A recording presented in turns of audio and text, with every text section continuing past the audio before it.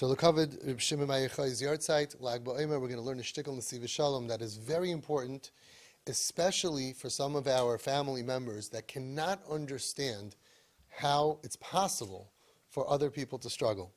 See, he says over the story beautifully that we all know that Reb Shimon Bar Yochai and his son, Reb Elazar bar Reb Shimon, went into the Mara for how long? 12 years, right? They come out of the Mara after 12 years, and they see people wasting time. Now, 12 years, they were mamish, kulei kaddish. They didn't see the world, so they didn't get used to the concepts of the world, and they were really in their own world, mamish. And all of a sudden, they come out, and they see people, they weren't doing averis, they were wasting time, trying to earn a living, plowing, doing what regular people do. They couldn't tolerate it. So fire started coming out of his eyes, and he was burning up and destroying the world. Right? Now, if your kid comes back from BJJ or from Brisk or wherever you go, and he's such a ish kaddish, mamish unbelievable, and he comes home and he sees people doing regular stuff and he can't tolerate it to the point that fire is coming out of his eyes, you would say, wow, put that on the resume, put that on the shidduch resume. Can you imagine? Mamish such kedusha, this is unbelievable. That he mamish can't tolerate anything and fire.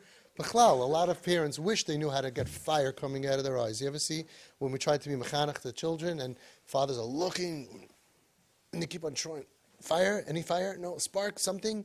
And it's like, no, not working at all. When we were kids, if our father gave us even a look, we froze, slowly backed out of the room, right? And now, it's different. Kids are different. They do what they do and the father's looking, no. Scrunching, I don't know about you, I practice this for hours in my mirror. Is this good? I'm just squeezing it out, try to squeeze that fire out. I'm just hoping I can burn something I can burn. After a couple of minutes, the kids today, they look at you, Tati, what's wrong with your eyes? Something wrong with your face? What's going on? Why can't you talk to me normally? What's bothering you? Tati needs therapy. Like, mamish doesn't work. It's like, what doesn't work? And the kids say, what am I doing wrong? I don't know. Think about it. Think about what you're doing, where your hands are, where your feet are, where what you're doing, that must be wrong. It's not that hard. Rewind the tape and think about it and are you standing on a chair at the Shabbos table? Are you eating food before you were served? Just think about what you were doing. Why is it so hard? Today it's a whole different ballgame. So Reb Elazar bar Reb Shimon and Reb Shimon Bar Yochai come out and fire is flying. Instead of being proud of them, Hashem says, a baskol comes out and says, you came here to destroy my world? Lechrafti esaylami? Whoa. It's like Hashem's not happy with that. Why? It's hard to understand. So Shimon Bar Yochai realizes, hang on. I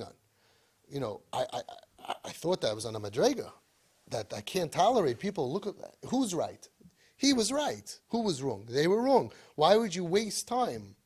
Why would you waste time if you can learn Kedusha the only alive for a certain amount of years, raise yourself to higher levels, become a Gadol B'Torah, Kedusha, Tahara?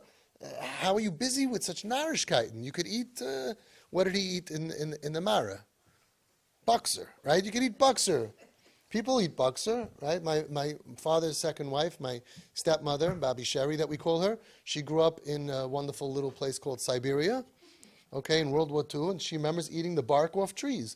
So, Shimon Bar Yochai would say, you don't have to mamish eat buxer, you could eat tuna fish. You can eat eggs, you can make a salad. But why would you work so much? Like, how much do you need? He couldn't tolerate it. Then he realizes, hang on, there's something wrong with me. Listen carefully, something wrong with me. Not with them, with me. Because Hashem is not happy with me. So hold on, what does that mean? So he paskins on himself. All of a sudden he goes from the biggest tzaddik in the world to the biggest Russia in the world. He says, I'm going to go back into the cave.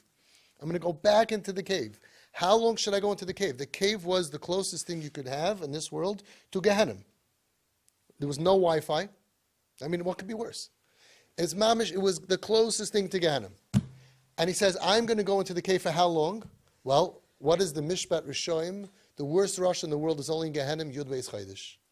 And he took upon himself, not half a Russia, quarter of a Russia, 10 months, no. The maximum sentence, I'm going back into the cave. Why? Why did he punish himself? Why does he have to go back into the cave? What did he do wrong? Why are you punishing the good kid? Why are you sending him out of the room? Why does he have to go to his room?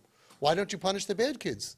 When the good kid says, I can't tolerate my brother, I can't tolerate my sister, why are you wasting time? Why are they wasting time? They're not holy enough. Why would you punish the good kid? Listen to what he says. Yesh lefarish hakavana b'gemara shekasha yotzu Reb Shimon bar Yochai v'Reb Elazar benoi mehamara. They saw people that were wasting. They were called karvi v'zari. They weren't doing. They were planting and they were doing what you got to do. You're giving up the next world for this world. Kol makom shenoisen einayim yad nisraf. Hadar azul itve treiser yarchi shita. They went ahead and they sat in for 12 months. Amri, they said on themselves, Mishpat Rishon b'gehenim yud beis chodesh. Yatzasa baskel v'amra tzu'um maraskel, until again a baskel came out and said you can leave. The wonder is to understand, Lama amru bita kazeh, Mishpat Rishon alatzmam. At what point did they become a Russia? Why did they become a Russia? Listen to what he says, it's gorgeous. Alpia amru yizbar, shemetchila, in the beginning, Sarafu esa oilam b'kedusha sam. First, they burned the world from their holiness. Elisharab is a gufa pgam. But then they realized afterwards that in that kedusha burning, in that itself is a pgam. There's a problem with that. Ki lefi gadlusam, according to our godless, according to their greatness, hayitzrichim lispoil, they should have been able to tolerate gamas elu hamanichim chayolam va'oiskim b'chayisha. They should have been able to tolerate those that aren't able to be on their level. Their ruchnius level is wonderful, but not if you can't tolerate those that are lower than you. So they realize that if it's causing me to not be able to tolerate nachayid, to the extent that when I see their behavior, fire of kedusha, right? All of these kids, right? When they come back from seminary, fire is coming out of their eyes. B'zeh gufa there's a pgam. Because according to their godless hayitzrichim lispa gamas elu hamanichim chayolim ba'oiskim b'chayisha. Yeah, not everybody's a long-term learner.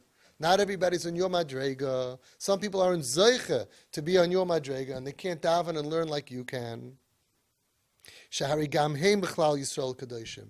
They are also, when it says that all Jews are holy, that means them too. They're also b'chlal Yisrael kadoshim. U'leroi madrigasam. Matzu shehem tzrichim lebechinas mishpat rishon begehenim.